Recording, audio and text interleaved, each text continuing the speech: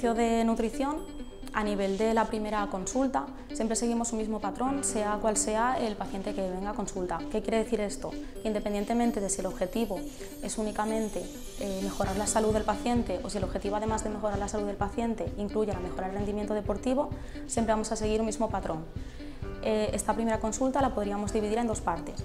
La primera parte sería una entrevista nutricional completa, en la que lo que realmente queremos saber es cómo se alimenta el paciente, qué nutrientes son los que está ingiriendo y los que no, cuáles son sus gustos y sus preferencias y cuál es la actividad que lleva en su día a día, ya sea deportista o no lo sea, para con ello poder valorar si el paciente está tomando las calorías y nutrientes que su cuerpo necesita o no lo está haciendo. De este modo podemos ver si hay alguna carencia o si hay algún exceso.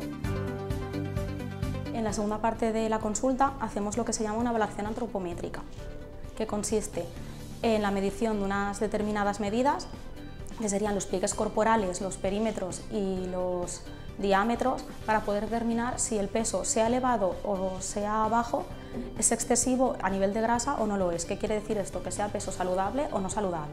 Con estas dos partes de la consulta, lo que podemos hacer es elaborar un plan de alimentación personalizado al paciente para que realmente le estemos dando las calorías y los nutrientes que su cuerpo necesita.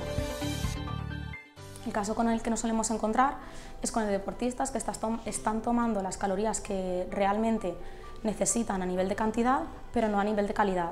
De modo que este tipo de deportistas, pese a cumplir muy bien sus entrenamientos y tener toda la predisposición, están teniendo niveles de grasa algo elevados respecto a lo que podrían llegar a obtener. En consulta esto lo podemos valorar cuando vemos que la persona está tomando más proteínas de las que realmente necesita y está teniendo una carencia de hidratos de carbono. En el momento que ajustamos estos dos nutrientes, la persona suele mejorar su rendimiento y suele mejorar su composición corporal. Aquí en IBRE+ no hacemos dietas milagro en consulta nutricional, sino que lo que hacemos es que por medio de nuestro trabajo y el de nuestros pacientes intentamos hacer educación alimentaria en cada una de las visitas para que sea el paciente el que decida mejorar tanto su salud como su rendimiento deportivo.